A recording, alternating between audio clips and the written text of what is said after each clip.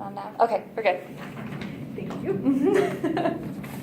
It's time. Yeah, the time is running. Okay, good. All right. So, I guess at the beginning I was basically giving you a little bit of facts about the history of gun control overall, so you can kind of get an understanding of the growth of the restrictions that were being made. So ultimately, the reason why I was going, or the point that I was getting to in reference to that was, as I was continuing with it, so 2.5 million people use guns for self-defense. If we were to restrict those guns, who's to say, you know, those people will have that opportunity to utilize that as actual protection? So as mentioned during the debate, some women are killed. 5 women are killed, you said, I believe, right? From gun usage. So who's to say one of those women couldn't have a gun on them to help defend themselves? You know, so I guess I feel as though, you know, restriction on the gun control shouldn't necessarily be restriction as a whole for all law-abiding citizens, but more so we need to really focus on the background checks and then also looking at health in general as well.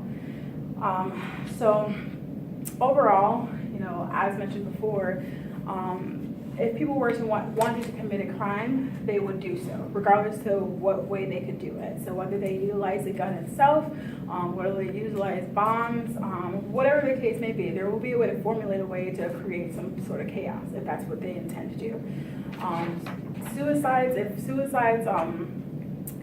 People who commit suicides, ultimately, if they were wanting to commit suicide overall, they would do so as well, you know, regardless of whether it's with a gun or not. So they would use other means to do such an act if they wish to do so. Ultimately, as stated, you know, there is a high number of deaths that are seen because of guns, but that's just the 12th thing, or 12th death on the death list of ways of people dying.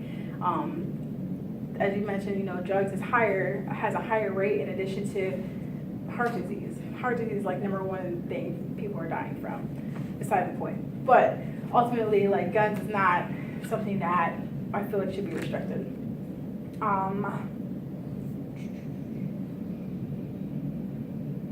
So speaking on health in general, I feel like instead of restricting the ability to utilize guns or have a firearm, I feel like we as the United States should just more so focus on the health of people in general. So regardless to whether it's the physical health like heart disease or anything like that, which again is the #1 killer in America pretty much, we need to focus on mental health as well, because if, in reality, the people who are utilizing guns or any means to commit any type of violence or suicide act or anything like that, they all are in need of some sort of mental stability. So I feel like the United States overall should not necessarily focus on the actual restriction of gun, but more so look in the aspect of what are we doing to help our people as a nation with their mental health or their physical health.